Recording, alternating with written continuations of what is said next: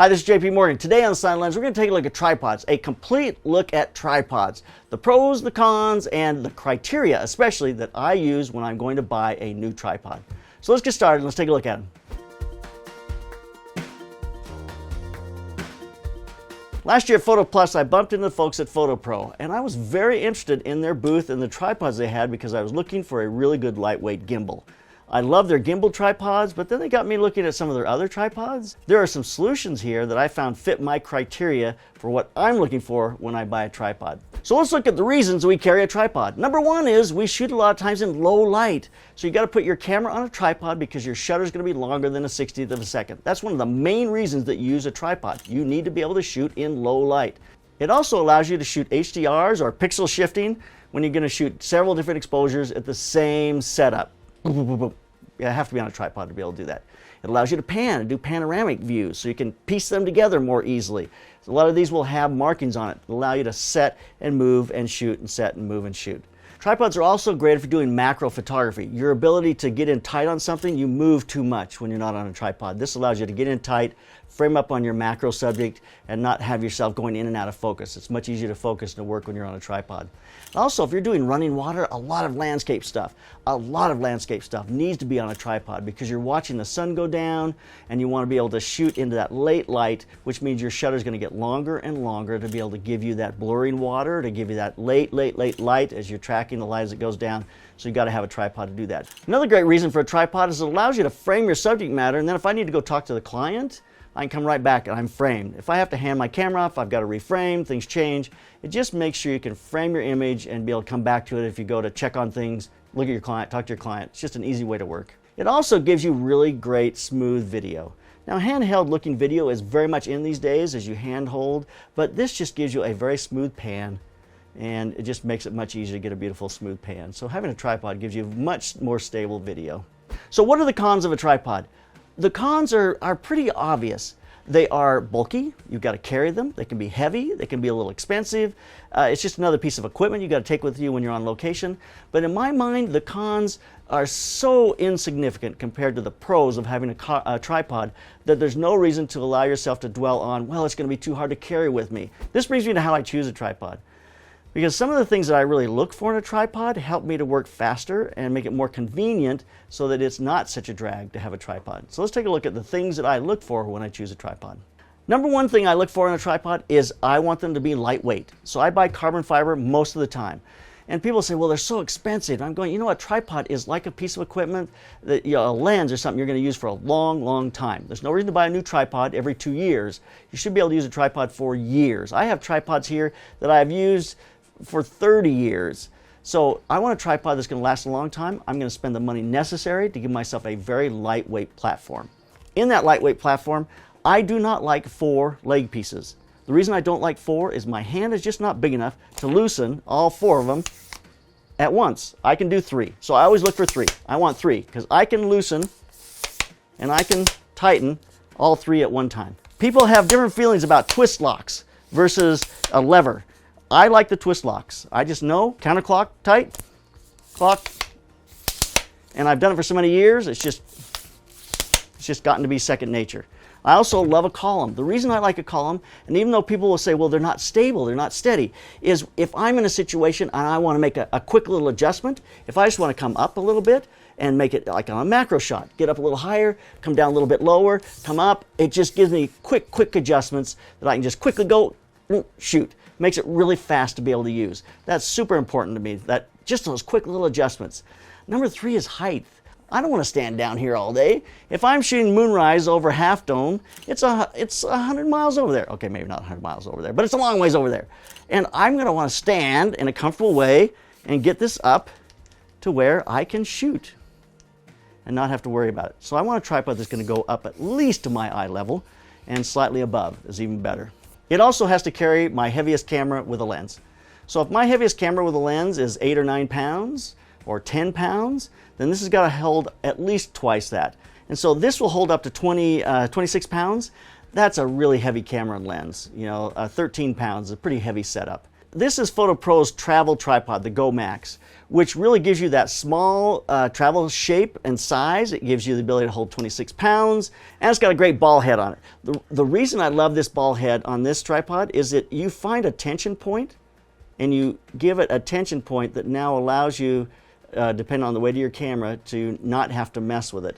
Because these tripods are fairly lightweight, I like to have a little clip on the bottom, like this has, because I can hang my camera bag on that, or I can hang a water bottle in a plastic bag. I can hang a lot of different things on there. Sometimes actually even hang my jacket on there, but that's just laziness. But the reason for that is I now give weight, and my tripod's not going to shake as much, and it's going to give it more stability. So this is the T-Roc Max. T-Roc Max is a little more expensive tripod. It will handle up to 44 pounds, so it'll handle almost twice as much weight as the Go Max. But it is still in the same form factor. It's going to be the same height, it's going to be the same weight, it's going to collapse to the same travel size. When I'm looking for this style of travel tripod, I am really looking for something, like I say, that's lightweight, that'll handle the weight of my camera, but I want it to be rugged.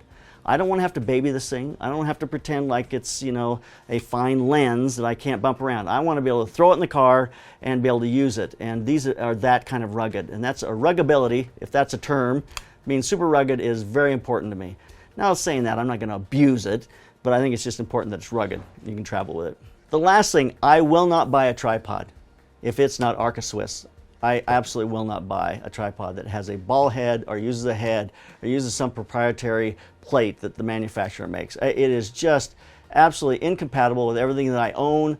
Arca Swiss is the standard in the industry. Don't buy a tripod that doesn't have Arca Swiss. So these two tripods really fit exactly what I look for in a travel type tripod with regard to weight, weight that they will carry at cameras. The one thing that they don't have that I really was looking for, and the reason I found FotoproUSA, was a gimbal head. A gimbal head allows you to set your camera on here and to be able to use this to follow things, any kind of action, whether it's sports, surfing, animals, birds. It just gives you the ability to follow action, and this swivels and tracks and makes it super easy to use. In order to get this in a self-leveling bowl, and that's what this is right here, this bowl will level for you so you can level it out, then you're going to need to lose the center column. And when you lose the center column, you gain a 4-section tripod. So this is not quite as convenient because you got 4 sections here, but in saying that, I think it's well worth the trade-off because you get that self-leveling bowl in the middle. You can set this up on any terrain, you can find the center, level it. Now, if you're panning, your camera's not going up the hill. And if you're following a bird or something, the last thing you want is this thing to not be level because you'll be following the bird and all of a sudden your tripod is going up and the bird's going down. This is the E6L. The E6L is going to go up 62 inches, so it doesn't go quite as high as the 67-inch. But when your camera sits on top up here, it's going to hit me about eye level. So it gets up about my eye level where I can shoot. So this is a lightweight gimbal setup. It's going to hold 22 pounds of camera gear, which is enough for my Tamron 150 to 600 and a camera lens without any problem. And I don't need to go to this. This is the E9. The E9 is like a monster. You can put telescopes on this. You can put, I mean, it'll hold 66 pounds of weight. I've kind of come to the conclusion as I've used all of the product from FotoPro. I love the T-Roc Max a lot. I love the Go Max. And I know this, I will probably take this at times when I'm traveling, and I'm going to just take this gimbal head off. And now, as a travel solution, I've got my gimbal head, which is a very lightweight, super lightweight, decent gimbal head.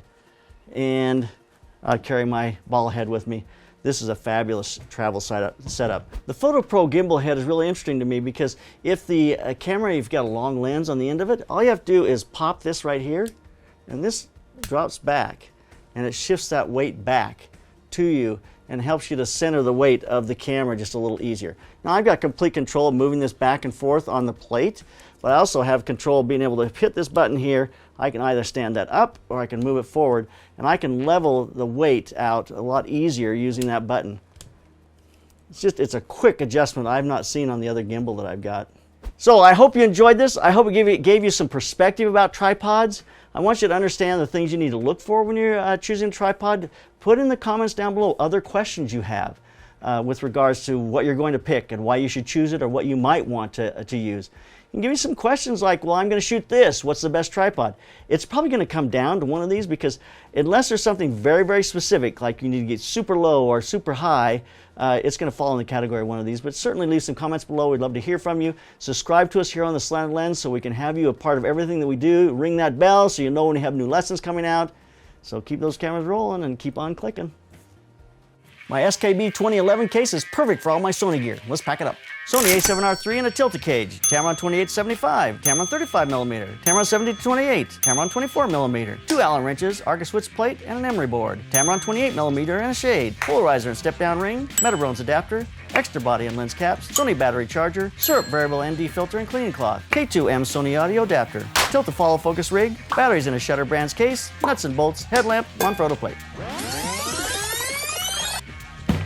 Wah wah wah wah wah wah wah wah wah wah wah wah wah wah wah wah wah.